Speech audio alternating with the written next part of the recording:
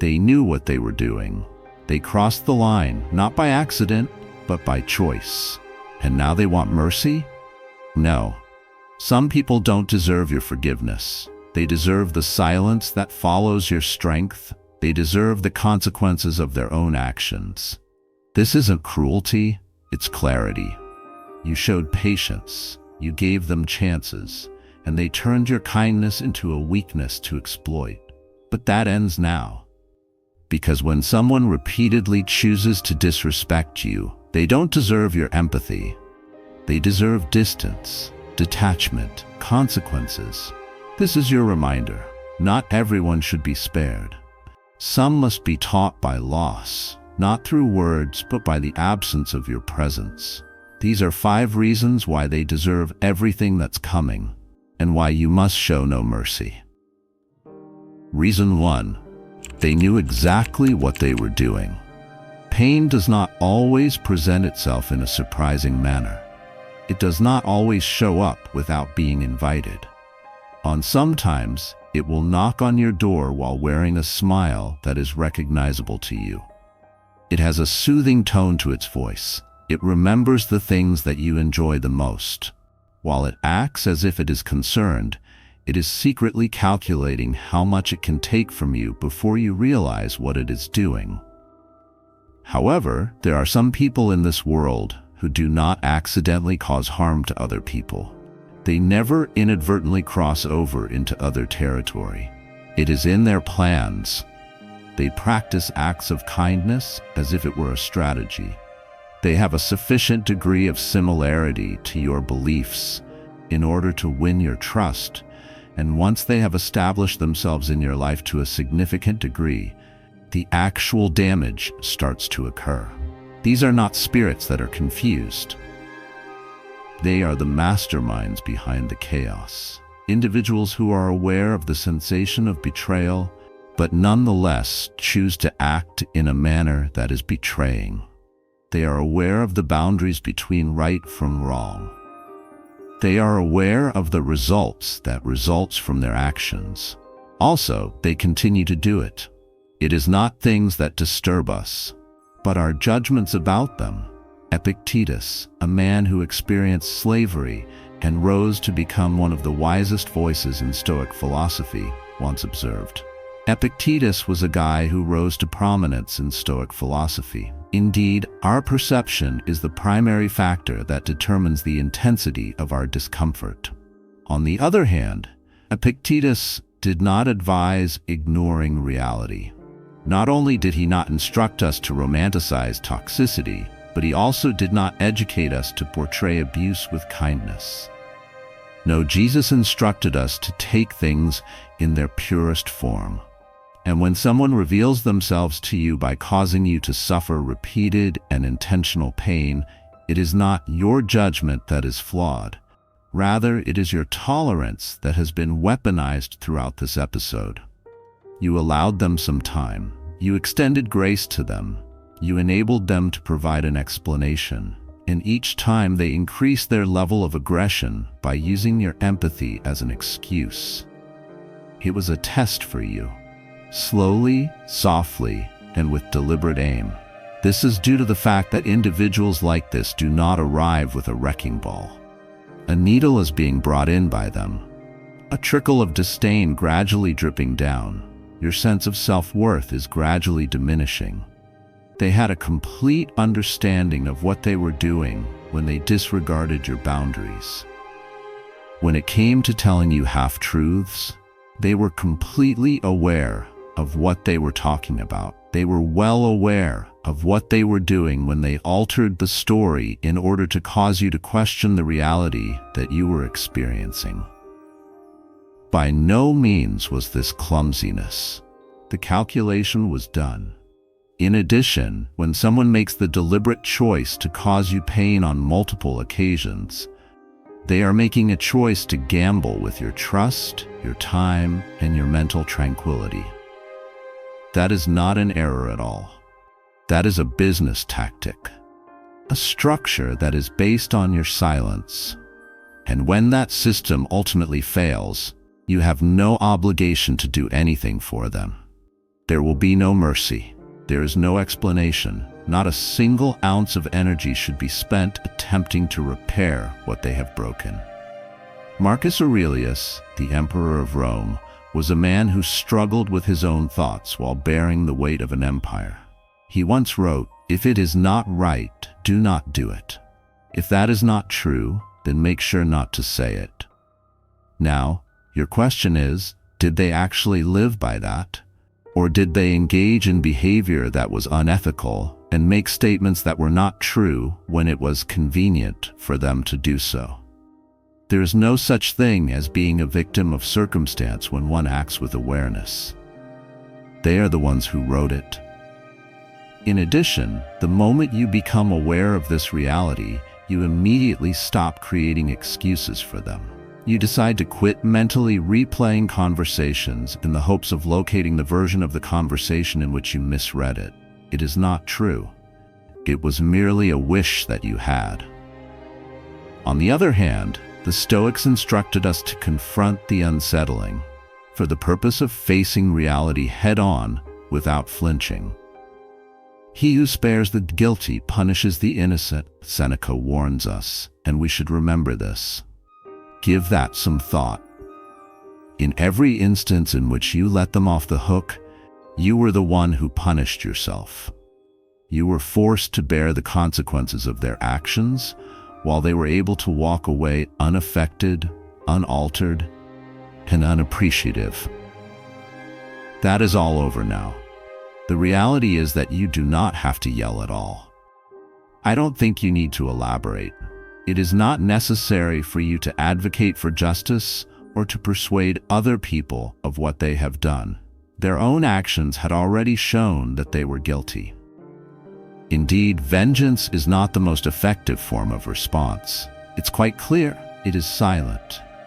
A boundary constructed out of stone. A face that does not show any signs of flinching when they begin to crawl back. The fact that you let people deal with the repercussions of their actions does not constitute cruel treatment. In deciding to withdraw, you are not a heartless person. You are not resentful because you have stopped bending. In the end, you have woken up. Recognize that you are not the only person who is similar to you. There are certain people who do not possess your heart, your honesty, or your code of action. And you are not to blame for that. Some people will put you through a test to determine whether or not you love yourself enough to leave them behind. Allow them to learn the lesson the hard way.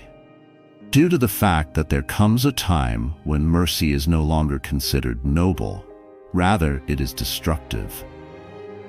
A moment at when forgiveness turns into a vicious circle of abuse and patience becomes into a method of self-inflicted harm that is gradual. At that time, you will know that they were aware of it. They were always aware of it. They were unaware of what they were consuming. It was clear to them what they were destroying. Despite the fact that they were aware of how far they could go, they went even further since they believed that you would never stop them. However, you will, and when you do, you should not explain it. Don't try to rationalize it. Do not provide them with the ending that they have never deserved. Allow the result to be the result of your quiet. Please allow your absence to serve as the penalty. They should eventually be forced to confront the reflection that they have been trying to avoid, and you should not hide them from it. It is not you who is their lesson. To wake up, you are the alarm clock. Simply because when someone makes the conscious decision to cause you harm, they are also making the decision to take the risk of losing you. And you are not responsible for bearing that load. That is the cost that they must bear. So please wait in line. Regain your sense of calm. Don't forget who you were before they took away your ability to see clearly. You are not here to be used, to be misunderstood, or to play a role in the game that someone else is responsible for. You have come to this place to take a firm stance when it comes to your truth. They were completely aware of what they were conducting. Now, make sure they are aware of the precise expense of that. Reason 2. They were given every chance to change. At some point, your patience will take a turn for the worse and become painful. In the event that your comprehension turns into a prison, for the reason that there are occasions when people are not without chances, rather, they are missing character. They were given warnings by you. They received explanations from you. They were given more than enough time to examine their behavior, to make changes to it, and to develop as individuals. However, they did not. It's not that they couldn't, but rather that they didn't care enough to make an effort. People were able to hear you express the truth. They remained silent as they watched you suffer. When you were trying to maintain peace, they witnessed you shattering your own heart. Nevertheless, they did not change in any way. It is not a lack of awareness, rather it is a rejection to move forward. Furthermore, when someone is constantly shown the harm that they create and still refuses to change, they no longer deserve your sympathy. The stillness that follows the final straw is something that they deserve. The first step towards amendment is the recognition of error, remarked Seneca, a Roman Stoic who extensively wrote about wisdom and restraint. Seneca was known for his prolific writings on the subject. However, how do you make amends for something that you refuse to acknowledge? These individuals do not change because doing so would require them to acknowledge that they were in the wrong. Furthermore, acknowledging fault demands humility, which is something that their ego cannot tolerate. Instead, they alter the narrative in some way. They make themselves the victim. They change the course of events. Suddenly, the intensity of your suffering is too great. You have great expectations for yourself. The boundaries you set are unrealistic. How come? Mostly due to the fact that any reality that conflicts with their comfort becomes an attack. Do not, however, give in to it. You handed up the mirror to them. They were given the map by you. You went so far as to stand next to them, ready to assist them at every step of the way. The fact remains that they turned their backs. It is important to realize that transformation is not a speech. This is not a guarantee. In the middle of the night, there is not a deluge of people willing to apologize. Modification is behavior. Consistency is the key. It's accountability without anybody asking you to do it. Therefore, if someone continues to injure you and then asks for forgiveness, they are not evolving, rather they are looping. Additionally, they are trusting that your compassion will keep that cycle going. In any case, this is not about being chilly. It's all about being transparent. The Stoics did not have a naivete regarding the nature of humans. On numerous occasions, Marcus Aurelius told himself, "You will encounter individuals who are intrusive, ungrateful, arrogant, dishonest, envious, and incapable of social interaction." He didn't say to stay away from them at all costs. He stated, "They are like this because they are unable to differentiate between good and evil." Now, what if they are aware of it? What if they are aware of it but still choose to cause harm? After that, what happens? In such case, it is no longer about comprehension. Rather, it's about the consequences. It is not harsh of you to ultimately proclaim that enough is enough. You are not a heartless person if you walk away after giving every warning, every openness, and every last ounce of your emotional generosity. Indeed, continuing to endure the intolerable is not an act of charity. Rather, it is an act of betrayal. A betrayal of your own principles and beliefs. One who has betrayed their own peace. A person is deserving of watching the door close on them when they spit on the opportunity to perform better for themselves. Slowly, in fact, devoid of any drama, absent any anger, only the truth. the repercussions are fair. This is due to the fact that the more you justify someone's failure to develop, the more they will believe that they do not have to. And why would they do that? Yes, they had you. They were granted consent from you. They got to hear your quiet. They had their time with you. All of it was thrown away by them. It is not your responsibility to wait until they are ready to act. On your own schedule, growth does not occur, and consequences do not wait until they are comfortable for you to experience them. This is the place where you, not through vengeance but by distance, restore your identity. The power of being done rather than threats is what is being used here. It is possible to experience an ultimate form of silence, the kind that occurs after all of the opportunities for a second chance have been reduced to ashes.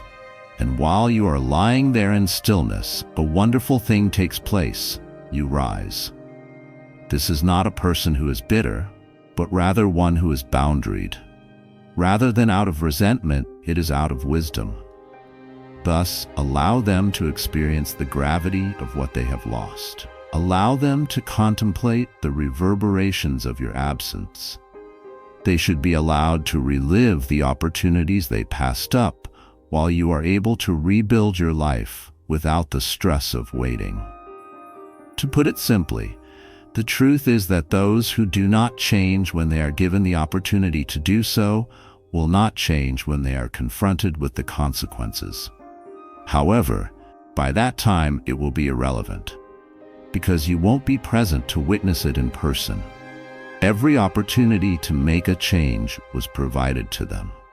Now, permit them to live with the alternative that they have chosen. Reason 3. They thought you'd never walk away. The most significant error that they made was not the way that they treated you. The lies, the betrayal, the contempt, and the disrespect were not the factors that led to this. The manner in which they took your time for granted, or the manner in which they anticipated your forgiveness as if it were some kind of currency that they could continue to spend indefinitely, was not the issue. Not at all. The actual error was in believing that you would never depart. They gained their self-assurance as a result of that. Because of this, they became arrogant. They felt that you would always be there, ready to clean up the mess that they had made, with your arms open and your heart gentle. You were always that way until you stopped being that way. There is a particular kind of arrogance that can only be found in individuals who are under the impression that they own your patience. They put your limitations to the test as if it were a game. After provoking, they pretend to be innocent. They test your limits in order to determine whether or not you will bring them back to a place where they feel comfortable. And as time goes on, they stop being afraid of the repercussions because you never hold them accountable. The words you speak are powerful, but the deeds you take are weak. However, you do not walk away from them. However, they do take note. The attitude is not one of respect, but of entitlement. Every time you remain after the damage has been done, they use it as evidence that they are capable of doing it again. And once more. And once more. A punishment that is delayed is not a punishment, it is permission, Seneca cautioned us. A punishment that is delayed is not a punishment. And that is exactly what you offered them, without intending to do so. You did not intend to do that. You were not a feeble person. You should have known better. I was hoping that they would understand, in the hopes that they would care enough to change. I was hoping that the weight of what they were doing would be brought to their attention by your love. However, it did not. That is not a reflection of your value. Rather, it is a reflection of the value that they hold. The manner in which a person behaves when they are in danger of losing you is not a satisfactory indicator of their true character. the manner in which they conduct themselves when they are entirely secure and when they believe that you will never leave. When they do that, their disguise falls off. In addition, it is precisely what took place. It became second nature to them that you would always be willing to forgive. You would always provide an explanation, so you would never lose your peace of mind. Consequently, they ceased being cautious. When it came to how their actions affected you, they stopped caring. They were successful in persuading themselves that you were the kind of person who would lodge complaints but would never shut the door. When someone has this belief, they will cease trying to conceal the worst aspects of themselves within themselves. They stop acting as if they. It is because they do not fear losing you that they reveal themselves to you in their true form. On the other hand, the Stoics did not instruct us to put up with people without end. They did not instruct us to justify our lack of moral character in any way. We learned from them to be faithful to the truth, even when it causes us pain. Never depend on the admiration of others, Epictetus advised, to put it in the best possible way. There is no power contained within it. Personal merit is not something that can be established by an external source. To put it another way, you should never wait for someone else to recognize your value before you demonstrate it to yourself. If a person believes that your love is boundless, that your forgiveness is automatic, and that your presence is guaranteed, then they do not trust you. They make use of you, and they rely on your quiet to continue doing what they are doing. Nevertheless, serenity is not synonymous with stillness. However, leaving is not the same thing as giving up on something. In certain situations, the most audacious and influential action you can do is to just walk away. Mostly due to the fact that it upsets those individuals who believe that you would always remain. This throws their preconceived notions into disarray and destroys them. In doing so, it compels them to confront the reality that they had never anticipated would come to pass. That your love has boundaries and that your soul has expectations. You have never owed them in perpetuity, particularly not after they made fun of the fact that you were kind, particularly not when they made your loyalty into a chain that they could pull. You stayed for a significantly longer period of time than you ought to have, and you are aware of this fact. But it's possible that you had no choice. It's possible that you had to remain for a sufficient amount of time to understand that no amount of waiting would be able to change things, that they were not going to believe any of the explanations that were given to them.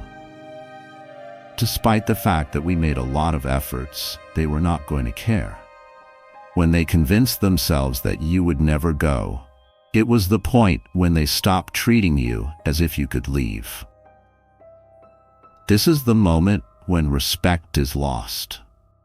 The rot starts to set in at that point. When someone decides that they no longer believe you have the ability to walk, they begin to treat you as if you are beneath them. It is as if you are merely an accessory to their comfort, rather than a person who has their own requirements. At that point, they will no longer be afraid of your silence because they believe that they have taught you to communicate with apologies rather than boundaries. However, after that, there is complete silence. We're not talking about the kind that's tense, one that is brimming with conclusiveness. This is the kind of person who asserts, "You will never have this version of me again." This silence is not one of vengeance. No, it is not anger. The quiet power of someone who took too many chances and then at long last made the decision to stop taking risks is what this is. Marcus Aurelius, an emperor and philosopher, would tell himself on a daily basis, "If someone is able to show me that what I think or do is not right, I will happily change." considering that I am looking for the truth. Even though it was painful, he accepted the truth. Is it possible that they did? Alternatively, did they avoid it, bury it, make fun of it, or pretend that your suffering was exaggerated? Those kinds of people do not ever look for the truth. They stay hidden from it. Instead of confronting themselves, they would keep you at a low profile. Furthermore, the mirror that they have been avoiding ultimately catches up with them when you walk away from them. They have nothing but their own echo to distract them because you are not there to provide that distraction. You did not leave because you had lost interest in the situation. You chose to go because you had finally come to the conclusion that they never really did. And acknowledging that fact is the first step toward achieving freedom. Not only from them, but also from the part of you that believed that love meant carrying on, regardless of the circumstances. That is not the case. It is not love to be able to tolerate abuse. Betrayal is not something that love can tolerate. Respect for oneself is the foundation of love, genuine love.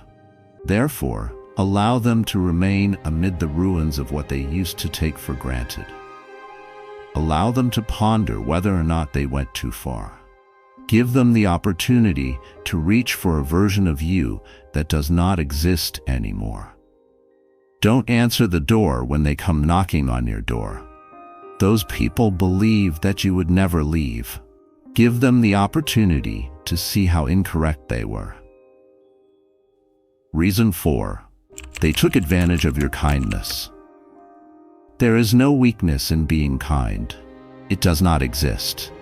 If, on the other hand, you are generous with your heart, there are certain people who would view it as a door that needs to be walked through rather than a soul that deserves consideration.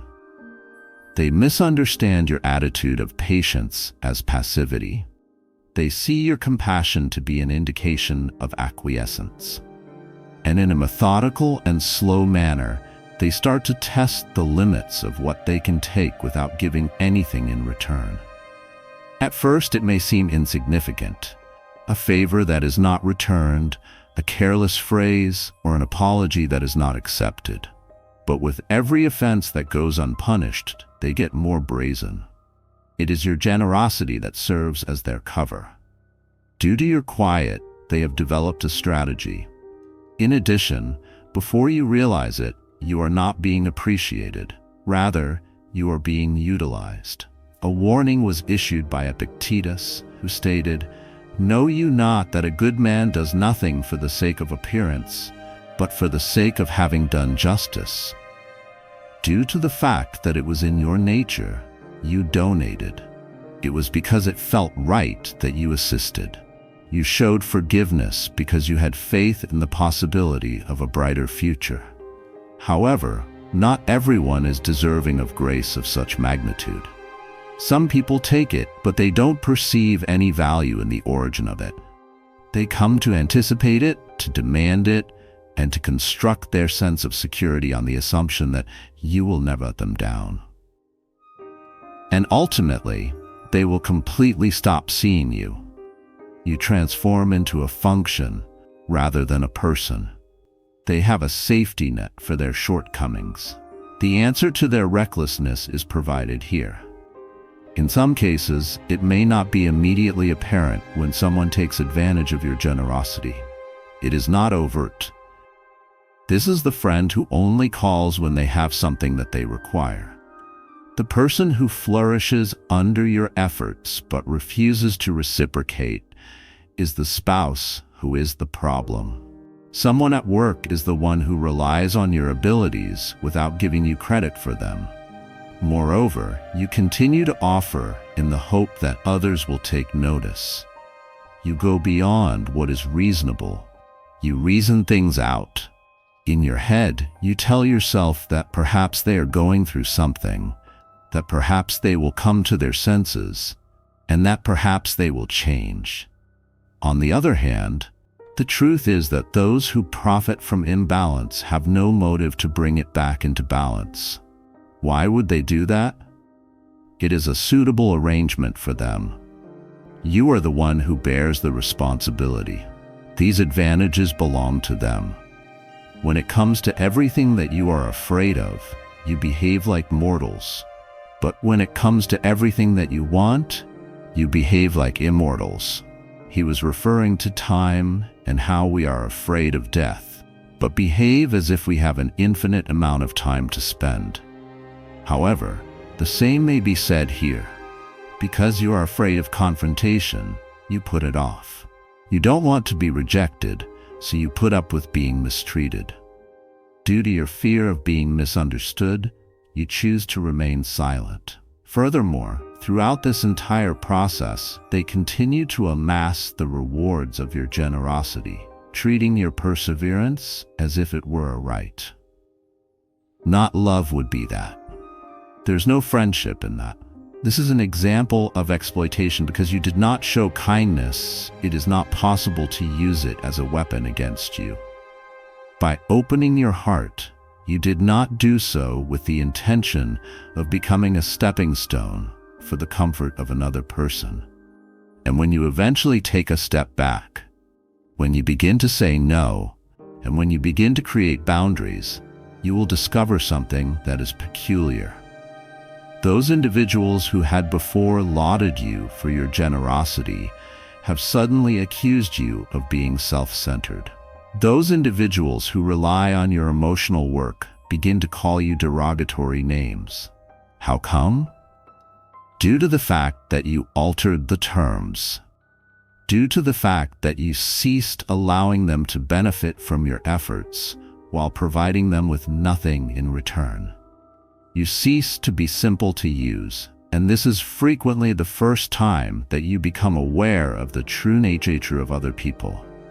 In their philosophy, the Stoics never believed in becoming cynical or resentful. As Marcus Aurelius once said, the best revenge is not to be like your enemy. We are reminded of this. And this is the most important thing. It is not necessary for you to become cruel. There is no need for you to speak overly loudly. You are not required to recompense for the courtesy. All that is required of you is to quit providing in situations where you are not respected. You must guard your generosity, not as a weapon but as something holy, and you must do so with protection. It is not your responsibility to bear the burden of those individuals who refuse to stand up for themselves. This is not the place for you to tend to the life of another person while your own garden withers away. The act of shutting the door behind you can be the most self-loving thing you can do for yourself at times. It is not a slam. Simply shut it down, carefully, in a low voice. And lastly, you are not obligated to have unending patience for those individuals who persistently choose their own well-being over yours. In every situation, you do not have to be the more mature person. It is not your responsibility to be the one who possesses the most maturity in the room. In the event that your compassion has turned into a crutch for another individual, or if your love has turned into a leash, it is time to let go. Give them the opportunity to experience what it is like to fall short of your generosity. They should be allowed to sit with the absence that they never anticipated would come. The reason for this is that when someone takes advantage of your generosity, they are not just showing you contempt, they are also revealing who they truly are. And here is the bit that you simply cannot ignore. This is the kind of betrayal that does not heal with the passage of time because it was not committed by an unknown person. Someone who smiled in your presence, who nodded in agreement, and who accepted your assistance without any hesitation was the source of this information.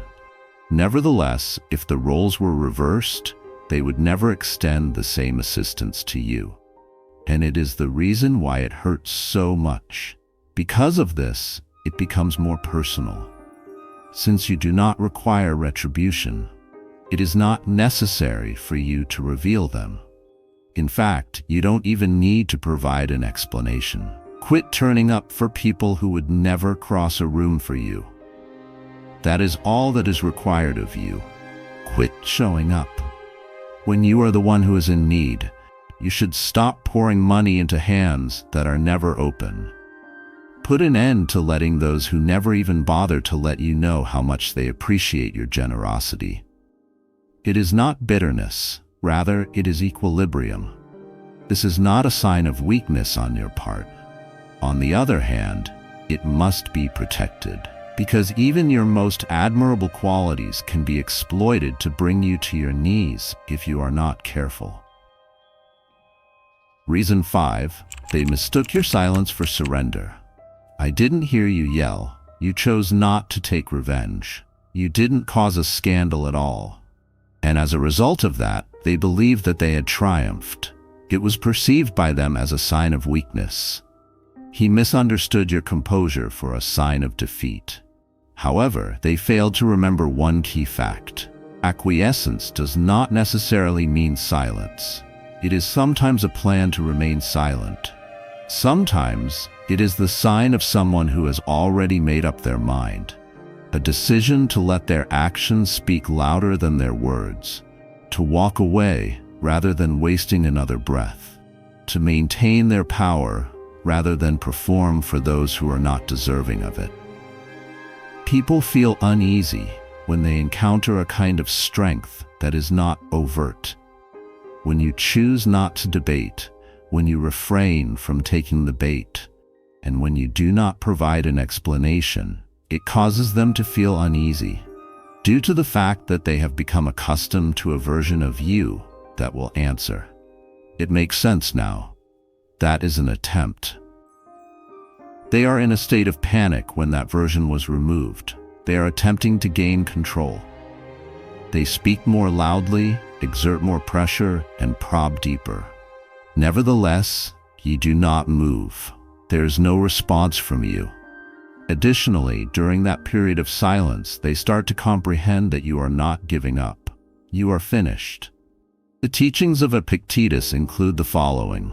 If someone is successful in provoking you, realize that your mind is complicit in the provocation.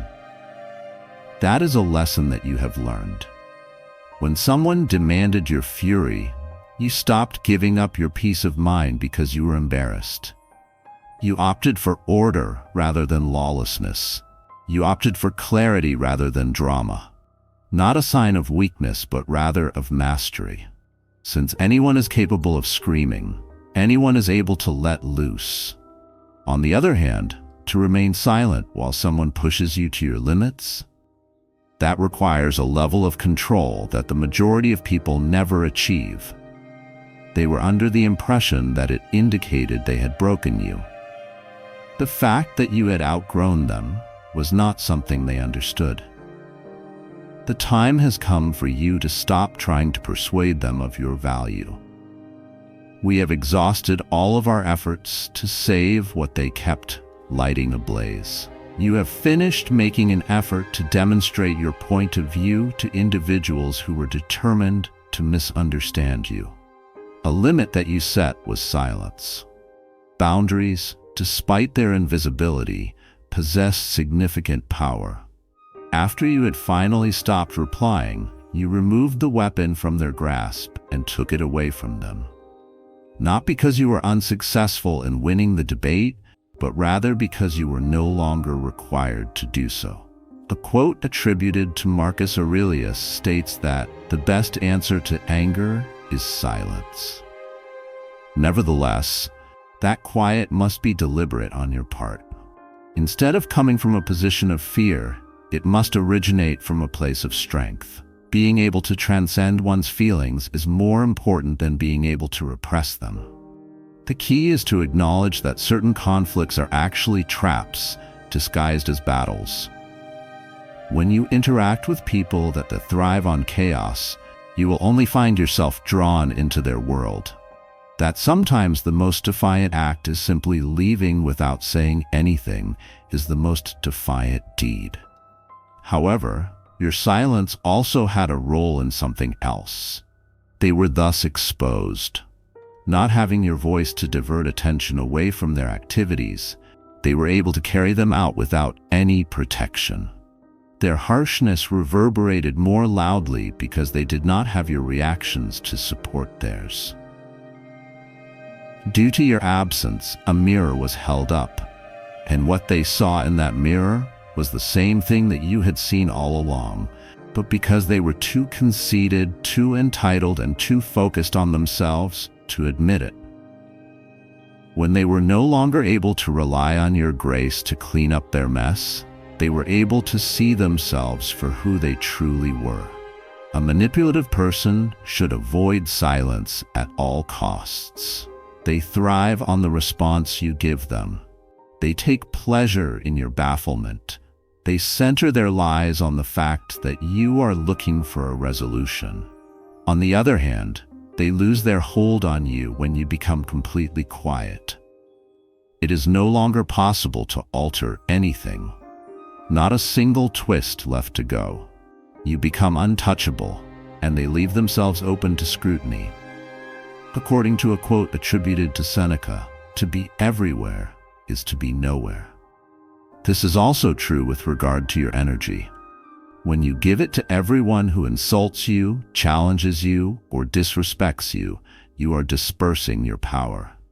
On the other hand, you become unshakable when you retreat from others, when you become choosy, and when you keep your presence reserved for those who actually see it. Your lack of speech turns into a stronghold rather than a refuge, a proclamation, not a disappearance by any means. They interpreted your lack of conversation as a sign that you were too terrified to fight. They never took into account the possibility that you might have just concluded that it was not worth it.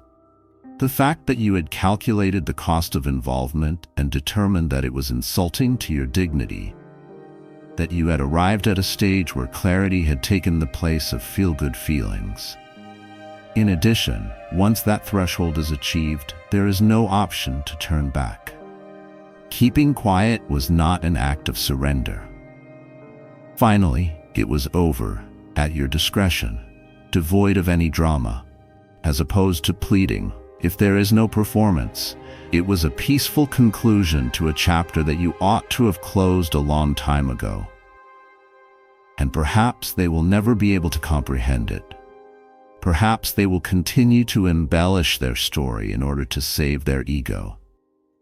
However, that is no longer a concern of yours. Understanding is not anything you owe to them. They are not owed any noise by you. You owe it to yourself to be at peace, and that is precisely what that silence brought you. There is a certain type of person who is of the opinion that they are always entitled to the final word, who approaches every circumstance as if it were a struggle, who has a need to triumph even if it means bringing you to your knees. Furthermore, when you leave without a concluding argument or a parting shot, they are unable to deal with it. Since they never bothered to be concerned with the truth, for them, control was a priority. At this point, they have none. Therefore, if someone ever tells you that remaining silent is a sign of weakness, you should give them the opportunity to speak. It is okay to underestimate them. Whatever it is that helps them get to sleep at night, let them believe it.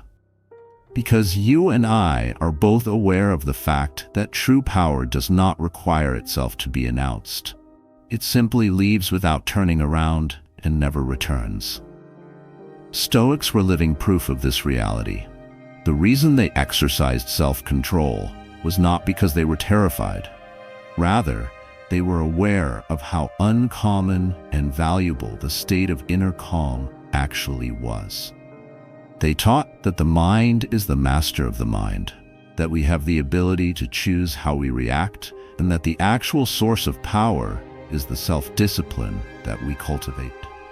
The instant you decided to remain silent, not out of fear, but out of strength, you put that concept into physical practice. The reason for this is not confusion, but rather clarity. Let them wonder what caused you to utter no sound. Allow them to pursue closure that they will never come to obtain. Place them in the spot where your energy used to be, and let them sit there. That space alone is more persuasive than any argument that could ever be made. Place them in the spot where your energy used to be, and let them sit there. That space alone is more persuasive than any argument that could ever be made. And what about that hush? That is not the case. In the time that they were in your presence, they failed to recognize everything that is contained inside it. We no longer have it. In addition, they will be forced to accept that. Staying true to one's principles is a powerful act when one declares enough, in the sense that you will no longer save the very ones who take pleasure in your pain.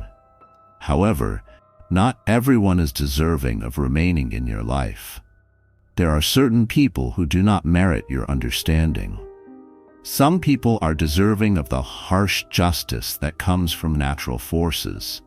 Allow them to be consumed by the fire that they started. This is not because you despise them. On the other hand, because you no longer despise yourself to the extent that you continue to ignore it. Their decisions were made by them. Allow them to cohabit with them. Show no mercy, and proceed with peace and stoic strength as you move forward.